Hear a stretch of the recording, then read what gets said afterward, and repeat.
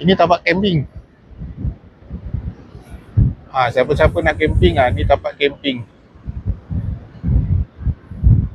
Ini tapak camping. Tapak camping bawah masjid. Masjid apa? Masjid ni lah. Bawah pihak masjid ni, pengurusan masjid ni. Ni tapak camping dia. Siapa nak camping kat sini lah. Tapak bersih, tengok bersih tapak dia ni. Kadang tapak tengok bersih, terjaga. Dia berpagar. Dia satu malam dia dekat dia punya papan dia punya papan kenyataan dia kat situ. Satu malam RM1. Api air disediakan lah, tapi kita pesan dengan masjid. Ni masjid. Alamak, tak nampak silau. Ni masjid.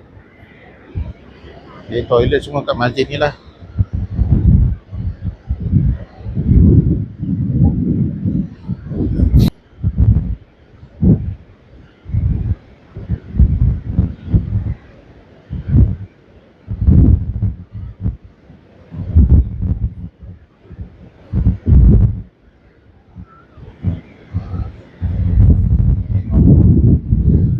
Melayan orang pergi pun sini malam-malam. Tapi memang tak boleh mandi sebab ada bendera merah. Untuk keselamatan tak dibenarkan mandi. Sebab ombak memang kuat dah sekarang. Ni toilet, kalau yang boleh nampak lah ni silau. Matahari tengah nak terbenam kat belah sana. Tu toilet tu. Itu toilet lelaki. Toilet perempuan dia belah sana, toilet perempuan.